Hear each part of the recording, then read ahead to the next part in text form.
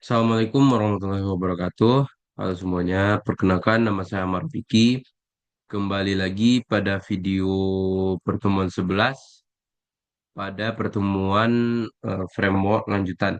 Di sini kita akan menjelaskan bagaimana cara penggunaan Git clone, penggunaan use effect, lalu use effect dengan dependency state, dan juga terakhir kita akan mencoba menggunakan dynamic road.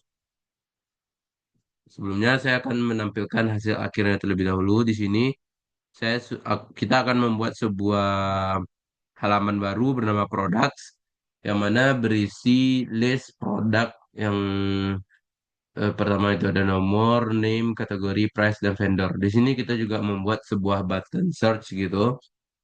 Misalnya kita mencari red lipstick, red lips.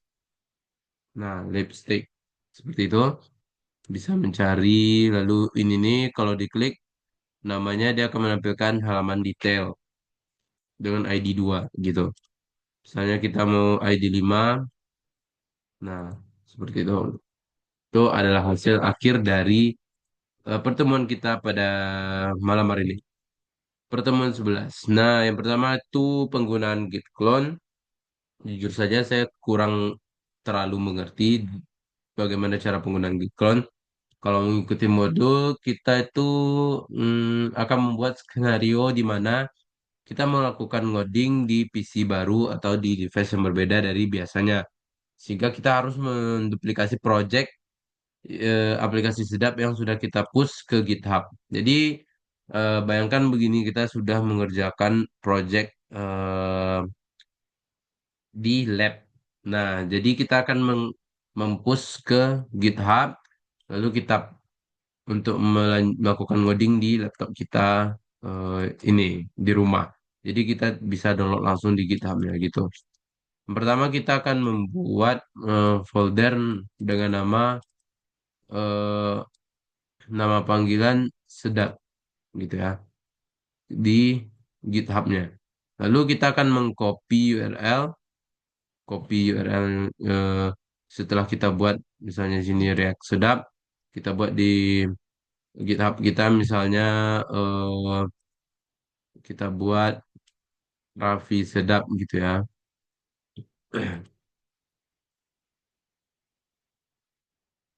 Kita coba. Nah, saya kurang ngerti gimana cara bikinnya. Yes, kita bikin folder dengan nama panggilan lalu sedap sehingga jadi seperti ini. Setelah kita bikin folder tersebut, kita copy link yang diberikan pada code ini, lalu kita copy link, lalu pada Android Studio, pada Visual Studio Code kita buat seperti ini. Kita buat comment prompt baru, lalu git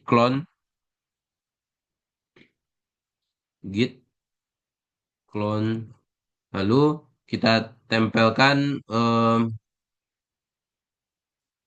yang kita copy ini contoh dari punya Bapak Fikri ya. Kita copy ini, lalu kita tempelkan di sini. Seperti itu. Nah, seperti itu. Nah, itu cara untuk mengklon project kita itu. Lalu kita copy, lalu kita buat di comment prompt-nya seperti ini. Nah, setelah itu kita akan menjalankan npm install dan npm run dev sehingga dia berhasil untuk penggunaan git clone. Seperti itu penjelasan untuk git clone. Lalu yang kedua yaitu yang menggunakan use effect. Use effect ini adalah hook di React yang digunakan untuk menyimpan data dalam sebuah komponen. Maka use effect adalah hook yang digunakan untuk menjalankan kode setelah komponen selesai dirender. Nah, use effect biasanya digunakan untuk menjalankan sesuatu setelah komponen muncul, butuh respon terhadap perubahan props atau state. Efek hanya boleh dijalankan satu kali, efek harus bersihkan saat komponen hilang. Nah, jika suatu kode kita letakkan tanpa use effect, maka akan terus dijalankan setiap komponen di render. Nah, untuk sebelum membuat use effect itu kita akan membuat dulu sebuah folder bernama data dan produk sedap.json-nya untuk data dummy-nya. Di Visual Studio kita buat pada pertemuan 5, kita buat satu folder bernama data dan kita buat file JSON-nya yang berisi data-data dummy yang akan kita panggil nantinya. Lalu setelah itu kita akan membuat produk, halaman produk ya, pada page, folder page kita buat produk dan kita copy, kita tempelkan di Visual Studio kita. Nah, produk seperti ini. Di sini berisi, nanti saya jelaskan ya.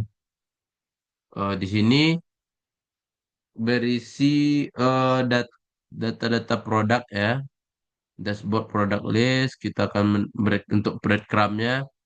Lalu ini untuk page headernya, lalu tabelnya berisi ada nih hash atau di sini saya sudah ganti menjadi nomor, tidak hashtag lagi ya. Lalu name ini untuk header-header tabelnya ya, kategori, price dan vendor.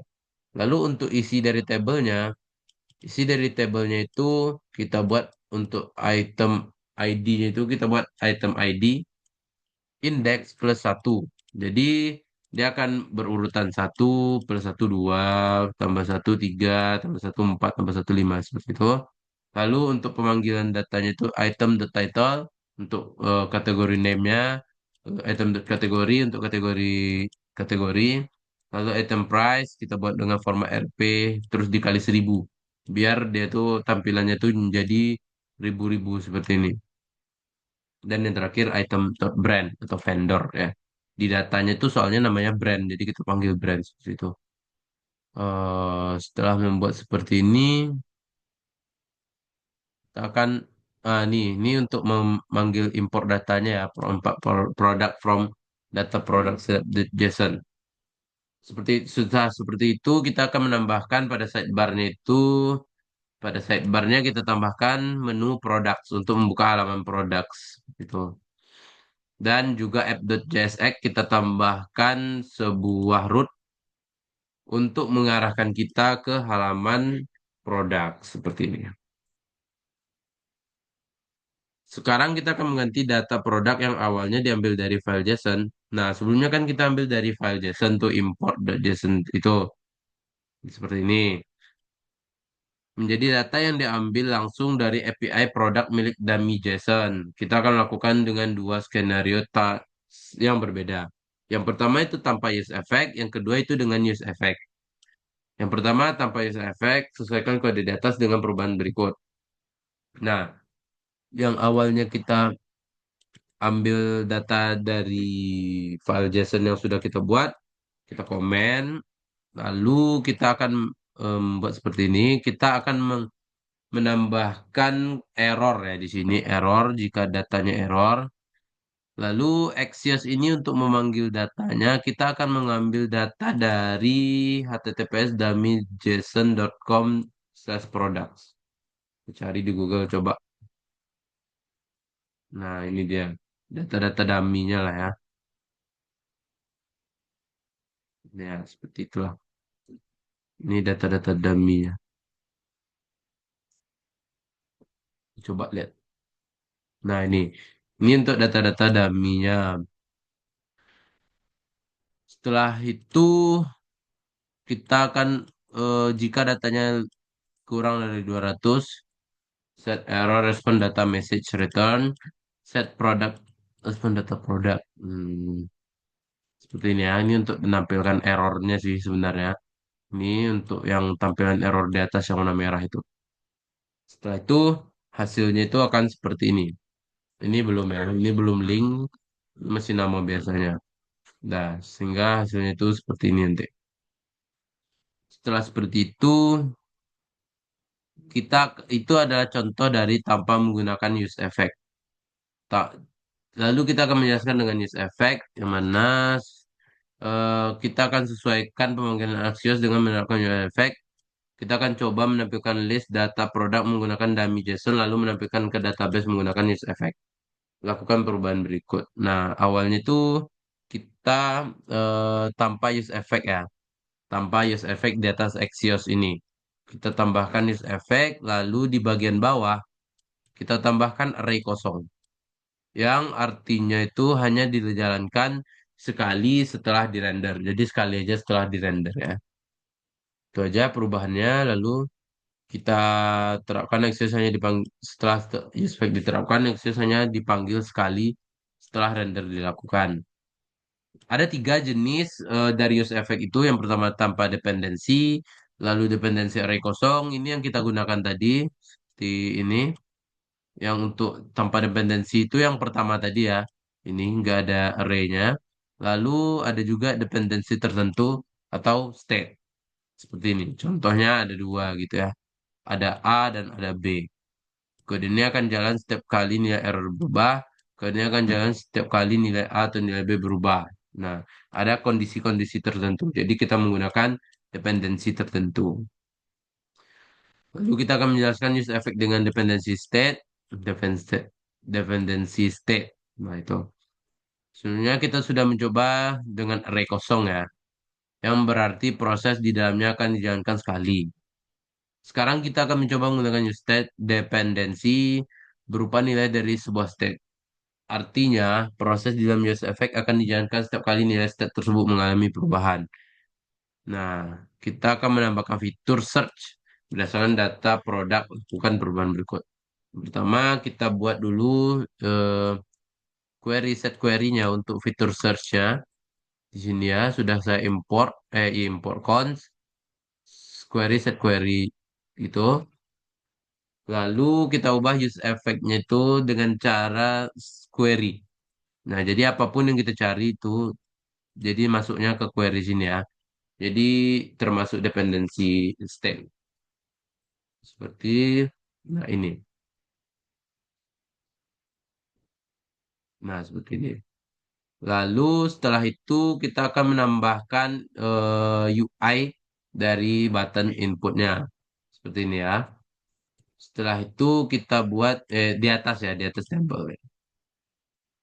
Nah, setelah kita buat itu, kita akan membuat agar lebih realistis gitu, kita buat 500 millisecond.